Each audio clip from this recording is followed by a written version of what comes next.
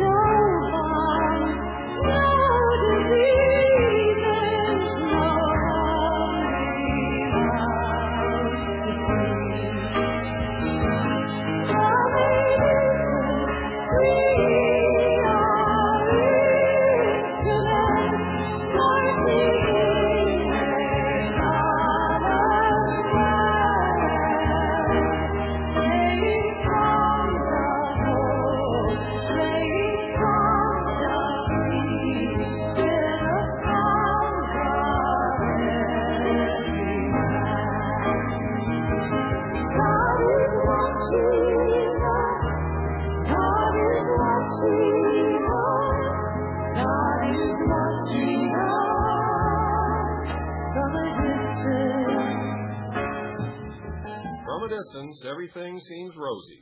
Looking from a long way at the Earth, down below from space, as our astronauts are prone to do from time to time, everything looks beautiful. The Earth is covered with clouds of moisture, the vast expanse of the blue oceans, and, of course, the land masses that we know as the continents. But when you come down and begin to focus in certain areas, the view takes on somewhat of a different appearance.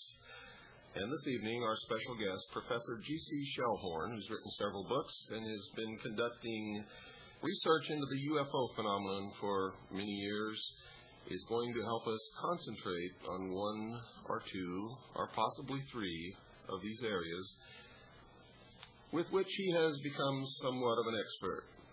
Let me introduce now Professor G.C. Shellhorn, and could you give us a little bit of your background, and then we'll begin probably talking about what you found out is taking place in Alabama. Yeah, Bill, good to be here. I was an English prof for 20 years, and I enjoyed my work, but it was time to do something else, and I was becoming more and more interested and concerned with some of the material that I was reading about and learning about, and as you know, once you get involved in this field, it's like a bottomless pit, and it kind of swallows you up and keeps you going. I have no regrets, but I used to tell people when I was introduced, or when they introduced me, to say I quit teaching so that I could teach, and that sounded cute, but there was some truth to it. There's a lot of truth to it. Yeah, there's nothing like a mystery, and this is basically what got your attention. Well, I assume that it would be. It's certainly what gets most people's attention, is that there's a real mystery here. What is going on in Alabama? Well, let me preface that, and I'll come right to it with a remark or two. There has been quite a bit of investigation of cattle mutilations and other animal mutilations connected with UFOs. And that's sensational stuff and interesting stuff. And then we've got the sensational human abduction story. No one publicly that I know of, UFO investigator, has really been talking about the connection between the two. It's perhaps not a one-to-one connection, but it's a one-to-two connection. There is a close connection, and I think some of the investigators who have looked into either one or the other field have failed to make the connection, or at least failed to do it publicly. Now, I've talked to a couple of other UFO investigators in the last few months, and they've drawn pretty much the same conclusions that I have, tentative conclusions, but no one's been saying it publicly, so I'm here to do that. Great.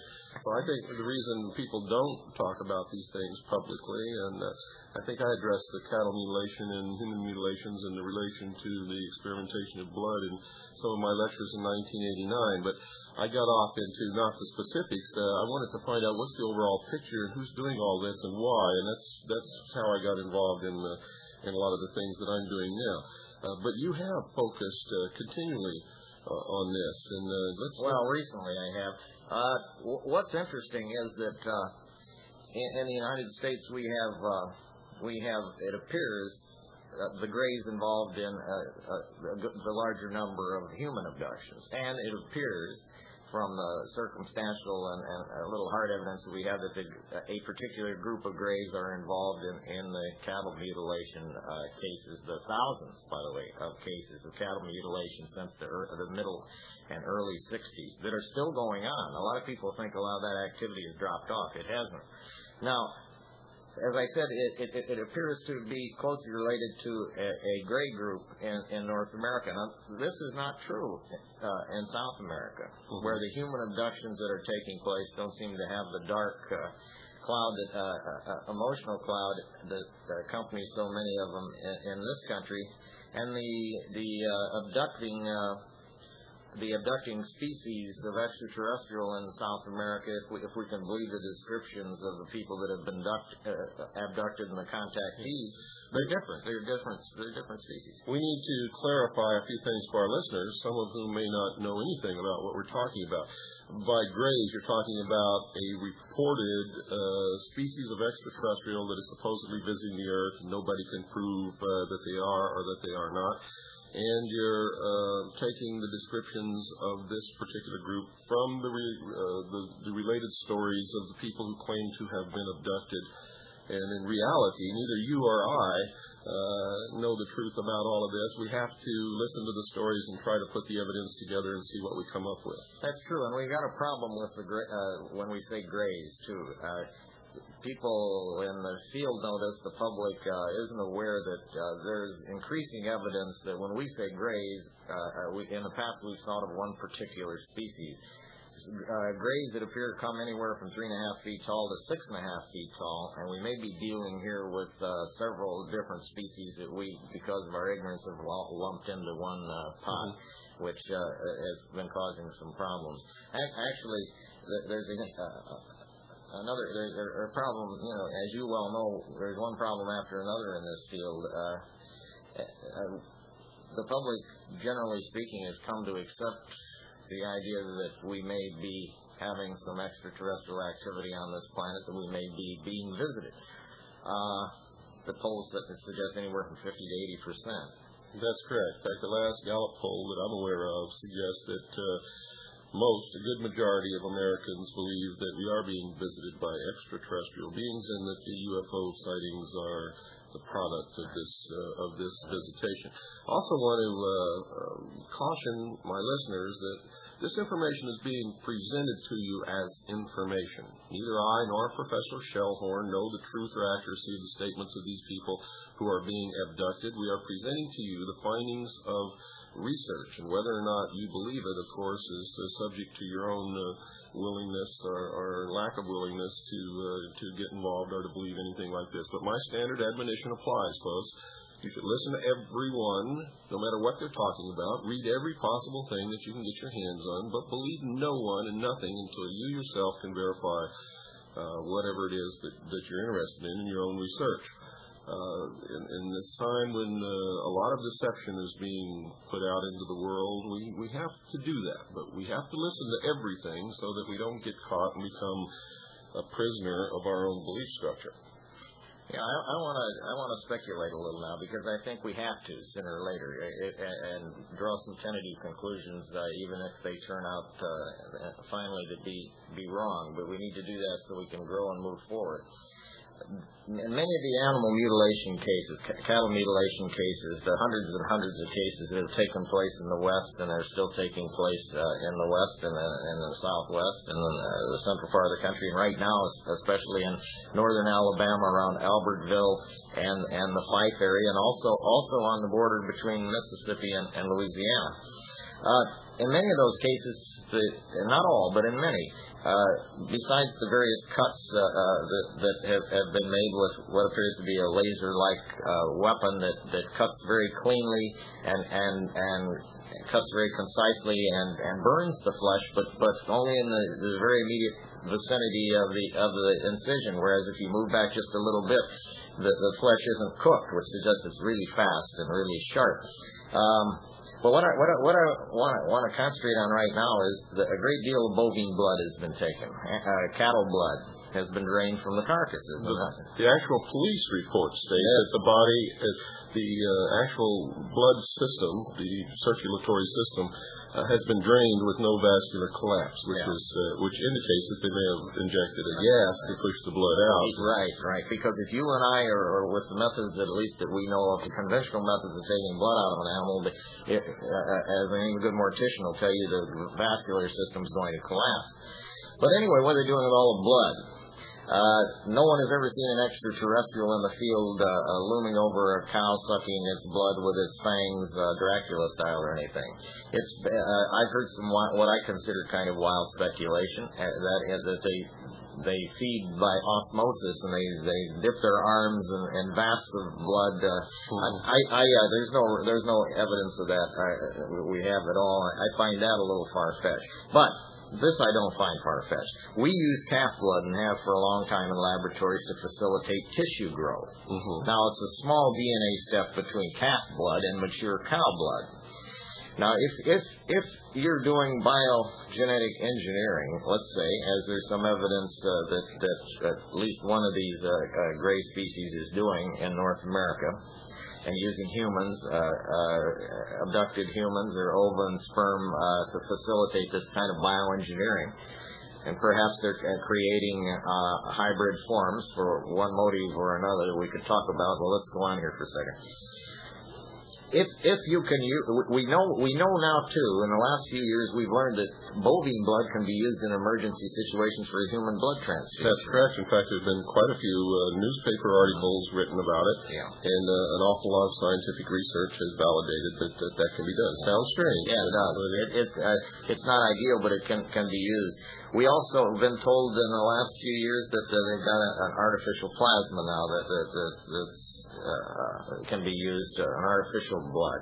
But what I'm trying to suggest here is, why do these abducting, mutilating extraterrestrial entities want all of this cattle blood? And I'm suggesting that maybe because of some rather controversial video footage now that is circulating and hard to come by, that either our government or the extraterrestrials in combination with our government, or the extraterrestrials on their own, or an American corporation such as Sandia Corporation, which is known to be interested in bioengineering, Yeah. are hybridizing.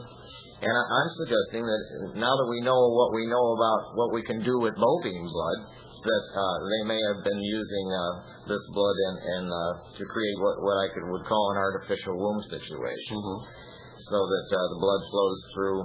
Now there are some pictures, as I say, there is some video, and it remains to be checked out thoroughly yet, but it's disturbing material because it purports to be from underground Dulce or some underground laboratory, bioengineering laboratory, either extraterrestrial or human. If it's one of our laboratories, let's say it's doing this, it's still fascinating and somewhat shocking, because the pictures show vessels that are 5 feet tall, maybe 3-4 feet wide, filled with a liquid, and inside that liquid are dozens of small little fetus-like, they're either little grays or little hybrids growing. And this makes you ask, well, why are they growing all of these little fellows? Now, in South America, for instance, I'll give you a case. Wendell Stevens published a book called UFO Contact from Mirasol, which concentrated on, he published several. One of them was also called UFO Contact from Moringa. One of those cases is the Carlos Antonio Ferrara case. He was abducted by a group that is not gray-like. It actually has somewhat pointed ears, about 5 feet 5 inches tall, some of them brown skin, some of them greenish skin, some had red hair, some had black hair, but they all looked very much like. Anyway, they told him that they had 84 viable hybrids.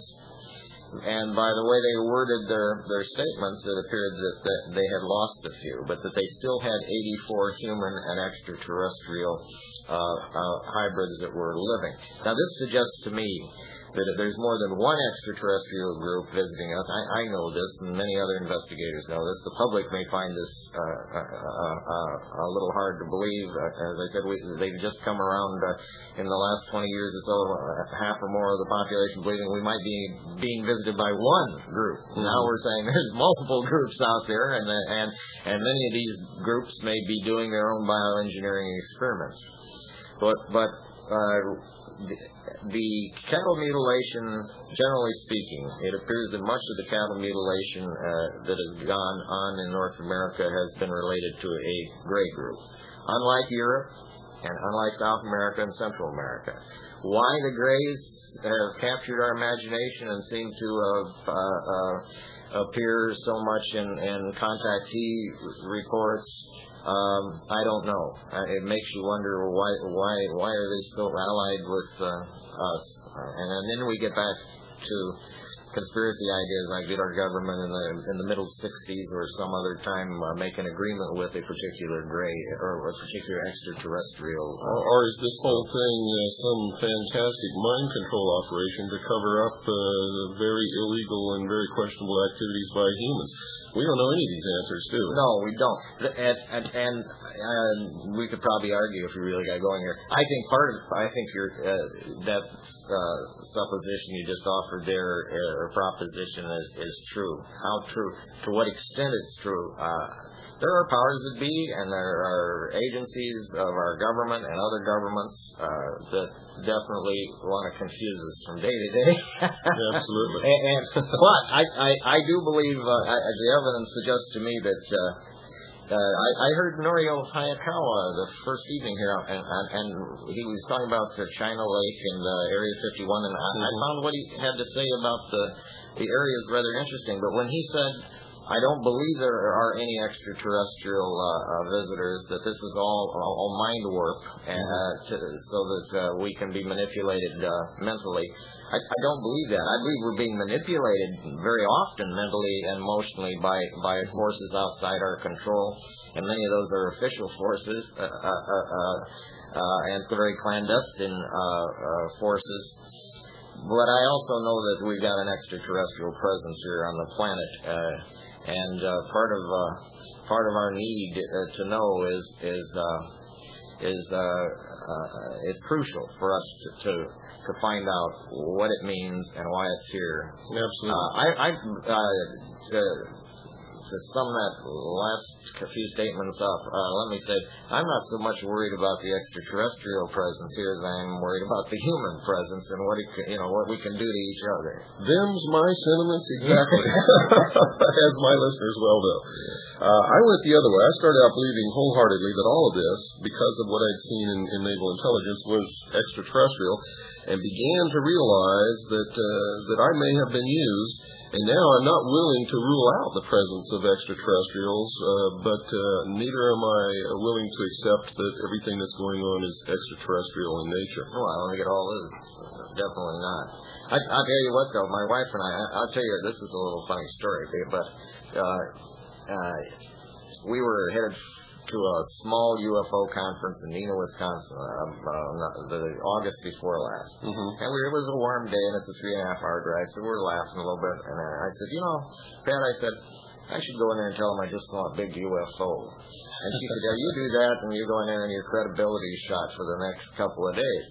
Well, the next night, after the first day of the conference, coming back on a highway, there was a very large, the first UFO I've seen that I was sure of since I was 12 years old. Anyway, it was hanging off the highway. It was low in the sky, was very large, very bright, and other people saw it. But I said to my wife, I said, now, look there, do you see what I see? And she said, yes. And then we really had a good laugh, because I did go into the conference the next day, and I had a blackboard behind me, and I said, did anybody see anything unusual driving back to the motel last night? And several people raised their head and described what we had seen. So, yeah, I don't think you have to see a UFO to start believing that it's you can read and keep up with if you keep up a little bit there's enough good strong circumstantial evidence and some hard evidence. I held a piece of UFO in my hand last summer, gave it to a MUFON investigator. Mm-hmm. The people came to me, and they were very gracious people from Arkansas, a daughter in Texas and her father in Arkansas. A UFO had landed on their farm. They had seen the UFO land. The children had seen it. The mother had seen it. The father saw it. The next morning they went out. There was scorched area in this particular set down, and there was some big metal drippings. They must have been doing a repair job of some kind. Well, they had some of this stuff. They had quite a bit of it. What happened to it? Well, I know where it is, and I'm sending someone who's more interested in this kind of field investigation than myself to get a piece of it and have it analyzed, and they will. But I gave a piece to this MUFON investigator, and I thought they'd do something about it. And every time I run into him, I said, "Well, what have you analyzed the piece yet?" I even offered to help pay for the analysis, and I don't know how he ducks his head and goes the other way. This is typical of MUFON. In Gulf Breeze, a saucer was spotted over a schoolyard and actually dripped this liquid onto the schoolyard, which made a puddle. Investigators got samples of the liquid, sent it to MUFON for analysis. MUFON, by the way, folks, is the Mutual UFO Network. It's supposedly a very scientific, investigative organization, but the truth is what Dr. Shellhorn or Professor Shellhorn has just described is what happens always with MUFON. So I've taken to call them GUFON instead of MUFON, simply because samples disappear, nothing happens, information is dropped into a black hole and never surfaces again, and this is to me is just as questionable as the UFO mystery. Well, I'm not really angry at MUFON. I just feel that they need to expand open their mind a little more, and they need to do what they say they're supposed to be doing. They're in the UFO field. They're the real hardware people that are always looking for hard evidence. I mean, they got to have it. Mm-hmm. But when they find it, it never satisfies them. But they do. Let's say they go out and they find a piece of a UFO, and they send it to a lab, and the lab just says, well, yes, we know that this kind of magnesium cannot be produced with the kind of processes we have on this planet. It's too pure. This has happened in the past, by the way, with magnesium. But what they mean is not really on this planet. What they mean is it has to be done in a gravity-free atmosphere, which could be in orbit and likely could have been done on something that we have in orbit. But anyway, so the person, let's say this particular investigator or group of investigators will find this piece of evidence and they dance around it and celebrate it and get real excited, and they do that, and then they get a little tired of it finally, and they decide they got to have another piece. And they may find it. Actually, sooner or later, if they're lucky, they'll find it. They dance around that and they celebrate it. The truth is, and I've said this many times, if I could find a real alien, a real live extraterrestrial alien, and could produce this extraterrestrial at a press conference, nobody would accept that as evidence, because then they'd want me to prove that I didn't engineer this thing in a laboratory. Right. So that there is nothing ever that is going to function as proof enough, unless you could actually take that person from this planet to another planet and let them live there for a week or two.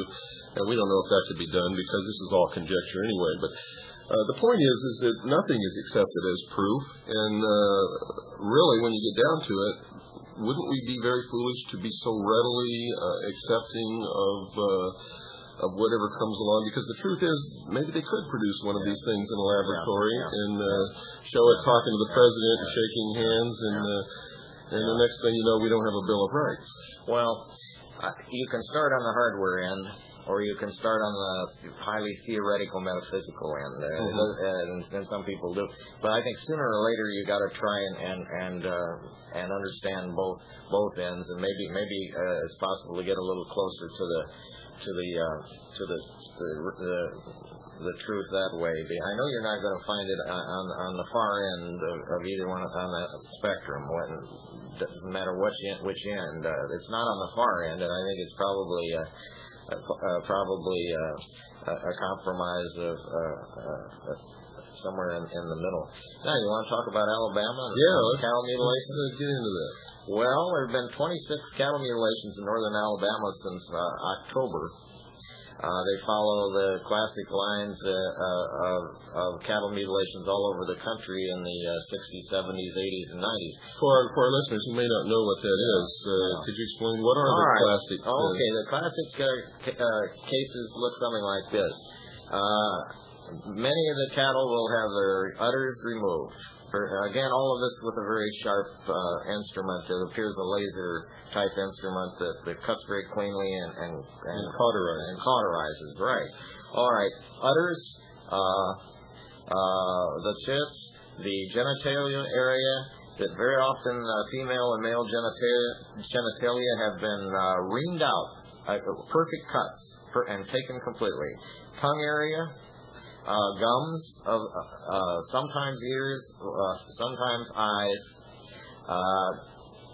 That doesn't cover it all, but that's close to the spectrum. What's curious here, partly, is that all those areas are real good areas to take samples from if you were going to clone, but I can't imagine why anyone would need as many thousands of cattle to do a lot of cloning. But what I'm trying to suggest is your genitalia area in your mouth, for instance, your tongue, you know how quickly they heal. They heal a little quicker than other parts of your body. You can clone from any cell in the human body, but that kind of flesh is a little more viable. I wouldn't be surprised that somewhere somebody is cloning a few cattle, and for what reasons I don't know. Well, they've admitted in the scientific papers that they have cloned a cow. Oh yeah, but I mean, extraterrestrials are cloning somewhere, but I don't think that explains. I think some of these mutilation cuts and the draining of blood are done for experimental reasons. We just have visitors here who are curious to see what kind of pollution levels we have in our animals and what kind of growth levels, but that doesn't explain it all. And when we say that the great majority seems to be when UFOs have been present or entities have been seen on the ground, as they have in several cases near cattle that have been mutilated, they've been this particular gray type entity. Now, when I started looking into this, because I wasn't satisfied with what other investigators had done and the conclusions they had drawn, I went to a neighboring county, and lo and behold, I found out that in my own backyard there was more going on than I could believe. Hold that thought, because I've got to interrupt here for just a second, folks. This is our break time, as you all know, the steady listeners. Sit back or go to the kitchen and get yourself something to drink or something to eat, and don't go away. We'll be right back after this very short pause. Talking about this cattle mutilation phenomena somehow has been connected with the UFO phenomena, mainly because UFOs have been hovering over the fields where they found mutilated cattle. The assumption that it's extraterrestrial is so far that, based upon abduction reports and witness accounts, this has been connected with it also. It's a real mystery. It needs to be looked at. Somebody is certainly doing this, and we need to find out who it is, and this is one of the possibilities. Now, just in case you think that Professor Shellhorn has made any of this up, he certainly has not. He has in his hand a whole fistful of actual police and sheriff department reports, and I've investigated this from time to time in the Southwest where I live. And this is an ongoing phenomenon, not just in Alabama, but in many different places. And these mutilations are real, and the police departments of these rural areas and the sheriff's departments are very familiar with it. And there are many people investigating. One book that I would highly recommend is Linda Howe's book, An Alien Harvest. She also did an award-winning video documentary that was seen on television all across the nation. And you can pick that video up. Now, I'm not going to tell you where to go buy it, but just look for these things. And I believe you can order her book from any reputable bookstore. What about these reports that you've got here? Well, the sheriff departments and the police departments and the counties in which these cases occur are usually really confused. It's a confusing situation right from the opening gun. The veterinarians are confused because they do not make any. Most veterinarians, police officials, unless they've had particular experiences, personal experiences, are not much UFO oriented. They just are real skeptical. When you talked about UFO presence at the scene of some of these cases, and that's true. And also the ghost helicopter thing. There's a fellow named Tom Adams in Texas who's done a lot of work in cattle mutilations, and he has a large booklet that he's put out called The Choppers and the Choppers, because these ghost helicopters very often appear unmarked, usually totally unmarked, black helicopters or dark blue, no insignia, sometimes no lights, sometimes lights. They appear sometimes before the mutilations, sometimes after, sometimes both. There's been speculation that from farmers that have seen the helicopters that the government's involved. They think the government has been experimenting on their cattle. Mm-hmm. I've got a case right here in my hand from my part of the country where the fellow thought that they had been gassed. He thought the government was doing some kind of as far as he was concerned, evil biologic experimentation. I found out 20 miles from me in Crawford County. I live in Upper Grant County in southwestern Wisconsin, right on the edge of the Wisconsin River. Across the river are two other counties. Within 3 miles of me is the way the bird flies. One's called Crawford County, the other's Richland County. Mm-hmm. Crawford and Richland County, since the middle 60s and up to the present time, have had a lot of cattle mutilation. Some UFOs seen in the vicinity at the time of some of these mutilations. Now, if in an area with a radius of roughly 20 miles, I've got 11 cases here. Mm-hmm.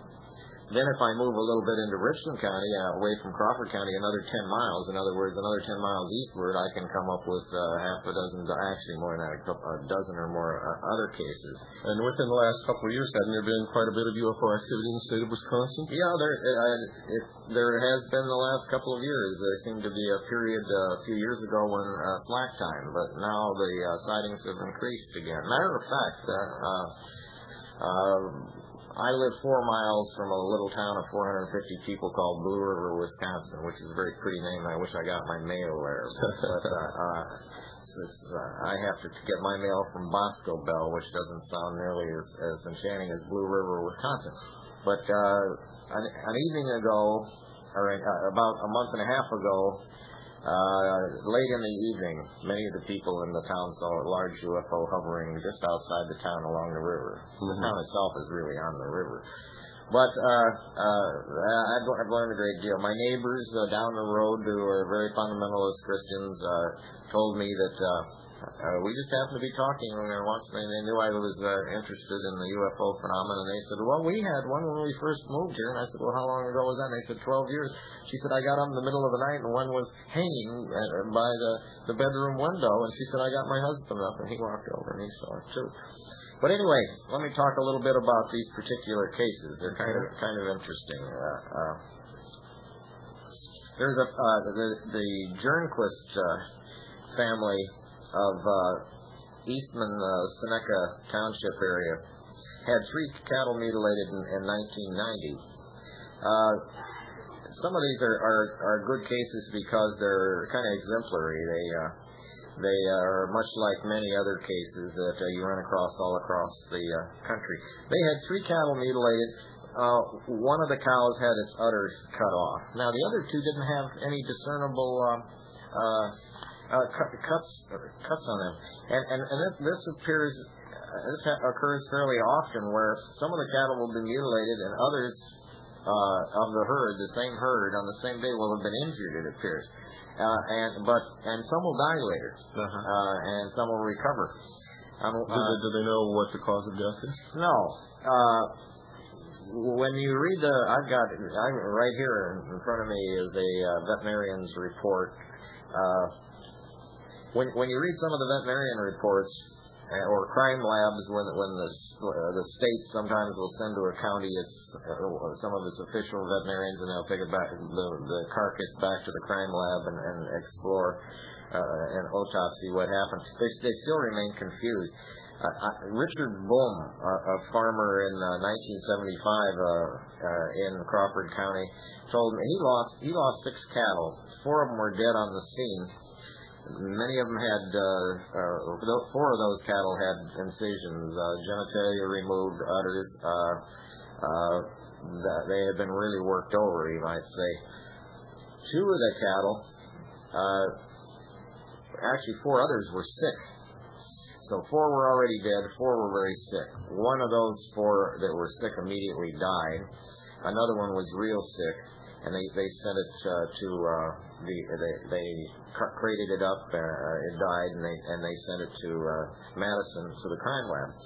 And Boone tells me that, and I can tell from reading the veterinarian report, that he said the lungs, when they exposed the lungs looked like they had almost been gassed. They had a reddishness to them, like they had been burned by a gas. Exposed to some chemical gas. And when I look at some of the veterinarian reports from Crawford County, you see often indications of micro hemorrhages in the cardiac area, in the heart area, and in the lung area. Now, what technique is used to stun these cattle initially? I don't know what would cause that sort of thing, but I find that microhemorrhaging thing kind of interesting, because it suggests there's terrific stress applied to some of these animals, and it must be very, very quick. But some of them it's also kind of cruel, because some of these animals are injured and live for a week or 2 and then die. So that would rule out the theory that some people propound, that these cattle are ill and they die of some natural causes, and then these wounds are caused by predators. Right. I've got reports right here in front of me where the veterinarians will say, they'll say, we saw these incisions. We saw the genitalia and the anus and the uterus is cut out, or the lips removed from the calf or cow, what have you. And obviously this was some agency outside of nature was involved here. I mean, some agency outside of disease and things like that. But then at the end of their report, because they just don't know what they've got and they don't know how to handle it, and that's partly understandable, they'll say, but the cattle didn't look like they had been fed well enough, or they were slightly deficient in vitamins, and they'll put down cause of death, animal predation, just like you said. Because they got to come up with something. Because the police department says you have to draw a conclusion how these animals die. They also have to live in their community and that's right. And support their practice. That's right. And you can't in these small towns, believe me, because I live in southwestern Wisconsin now, and all we have are small towns. You can't put in the local newspaper in too strident terms, sensational terms, we've got UFOs mutilating our cattle because, first of all, many of the farmers are not acquainted with the UFO phenomena that is going on, and secondly, they get rather excited and. Well, my family came from farm people. Yeah. Who settled in western Texas and Oklahoma, and farmers are not dumb; they're not stupid, but they tend to concentrate on what they do and in their rural area. Yeah. And right. I would venture to say that most farmers may not have heard of or know much about UFOs at all, and would be prone to discount it as someone's hysteria. And there's nothing wrong with that. No, they're too busy trying to survive these days. Here's a case. I just want to give you an idea. That case, I'm reading right now from a Sheriff Philbox report. He was gracious enough to let me Xerox this. And it says, necropsy report. Cattle 1, no mutilation, lungs, etc. Cattle 2, Hereford, 68 years old, dead about 100 yards south of number 1 along a fence. No evidence of struggle, no external wounds. Laying more or less upside down alongside new barbed wire fence. So you see, here's 2 so far with no external wounds. And then we come to the third one. The third cow, however, left ear excised. Perineal area about 9 inches by 5 inch section of skin excised, including rectum and vulva. 4 functional tits excised. And then it talks more about the udder here. 4th cow, left ear, vulva excised. Then left ear, 1/2 removed. You know, why didn't they take? Sometimes they'll often take the whole ear. Why did they take half an ear? You know. And yet it's not Satanist, because I should have gotten this in earlier, because they don't have the kind of, first of all, the cuts are so consistent across the country, and secondly, the kind of instrument that's used doesn't suggest even someone with a sharp pocket knife or butcher knife. It's an instrument that's... Isn't it true that some of these law enforcement agencies, in an effort to explain these away, because in all of these thousands, and I've been able to come across over 10,000 documented cases of animal mutilation. Now, you'd think somebody would be caught. No one has ever been caught, ever been prosecuted. Nobody has ever even been suspected. Yeah. So one of the ways that they tend to get people away from speculating is they always come out with this story that it's probably a satanic cult. Yeah. And some of the people, and some of the ministers in the local communities do believe that. I mean, I saw in this particular sheriff's department file. It helps fill their office place. I saw lots of. I noticed the sheriff's department had received from someone or somebody quite a few tracts on satanic cults of one kind or another. But that's not the answer. And like you say. There are no footprints found very often. That's right. No footprints, no cigarette butts, no gum wrappers, no nothing. Right. In fact, in most cases that I've investigated, there is no signs of struggle, no marks on the ground where the cattle tried to dig in their feet and resist. Right. Except for one, it's the only one I've ever found. It's where one particular cow was apparently paralyzed except for the neck and head, and had thrashed its neck and head back and forth so hard that it actually had dug about 1.5 foot deep hole in the ground.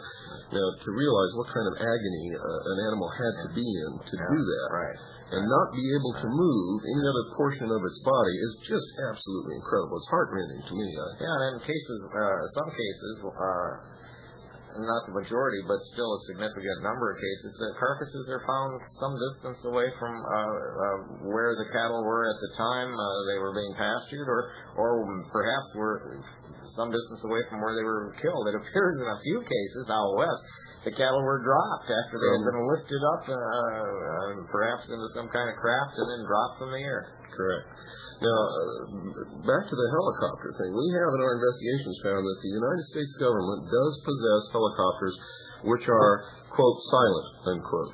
And apparently that if this thing is hovering about 10 feet above your head, the only noise that you really hear would sound something on the level of an egg beater in your kitchen, which means if you were 100 yards away, you wouldn't hear anything. Are these jet helicopters? I have no idea what the propulsion system is. I would find it very difficult to believe that they could bring a jet engine down to that sort of silence, but not impossible. And there have been enough reports of helicopters being sighted in the vicinity that right now in Alabama, one of the cases, one of the firewomen looked out and saw a helicopter with, she said, with 3 men in suits. Now I wanted to, does that mean coat and tie, or did that mean a jumpsuit? I assume it means a kind of jumpsuit. She was convinced they were human. This was right before some mutilation on that farm, so it's puzzling. I want to ask you a question. Do you think those are black berets, with the old black berets flying those helicopters? Well, in the first place, I'm not sure what a black beret is. When I was in Vietnam, I was a black beret. The people who fought on the rivers in the Navy wore black berets. But I got another question for you, because I'm interested in this. You're familiar with some of the reports of the underground guards in the underground facilities, and I saw some information circulating, and I'm curious to have your reaction about it. And they said that these individuals, they were called, I guess, black berets, were recruited. They were orphans. All of them were orphans. The information that I have is that people who are recruited for super black projects, ones that are so super secret that they'll probably never be revealed, even any time in the future, are recruited from the ranks of orphanages or orphans, simply because if anything happens to them or they disappear, they can be transferred on a moment's notice. And since they don't have any family, nobody starts asking any embarrassing questions. And we took this and we set out to try to find some orphans. And something incredibly suspicious has happened. It is very difficult to find orphans. Now, I'm not drawing any conclusions from this. Adult male orphans. It's very difficult to find an adult male orphan, but you go to the statistics and you find that there are a whole bunch of what should be adult male orphans in this country, but where are they? Now, maybe we weren't looking in the right place. Maybe we didn't have the right approach. I don't know. But I would certainly like to look into that a little bit more. It's disturbing to think that an official arm of the government would select people like that, because I mean there's something that bothers me that they'd say, well, we want orphans because nobody will give a damn or know what happened to them if something does happen to them. But it bothers me about Wackenhut being used as security on land that you and I are supposed to be able to walk on, because that's a very it's unconstitutional. Well, first of all, it's unconstitutional, and it's sinister as hell, because I mean, here you have a non-official agency that's been hired by your government to chase you around and maybe rough you up if they have to, at least scare the hell out of you. And nobody has to answer. You heard Boylan's story, about what they shot his tire out with, what he thought was a kind of laser type of rifle, and then walked over and said, gee, you got a flat tire. Well, I've been out there many times. Have you interviewed him by any chance? No, but I've heard the story. I've been out there many times, and I've had quite a few run-ins with those people, but I'm a little different breed of cat, and I'm more likely to reply with whatever they use. So they pretty much leave me alone, because I know my constitutional rights. I carry a copy of it on me, and I'm a little bit different kind of person to play with than most people that go out there. I've heard they've fined some people up to $2,000 just to dissuade people from wanting to... Well, I don't know about that, but they have confiscated cameras illegally. They stop people and demand identification and Social Security cards and stuff illegally. I'm just a camper. I'm a Bureau of Land Management. I got my tent here. Well, most people are intimidated by a uniform and a gun, and instead of doing the right thing, which would be to ask for identification, are you a law enforcement official? Well, no. You have identification? Well, I can't show you my identification. And then what I say to them is, in that case, that makes you a bandit, and you better get away from me, because if you're a bandit, I'm going to protect myself with a weapon. And the next thing I know, the sheriff comes out and says, well, we hear you threatened somebody. I said, no, I didn't threaten anybody. I said some bandits came up, and they had weapons, and I asked them for identification. They refused to show it, and they were getting pretty threatening and pretty authoritative, as if they were law enforcement officials.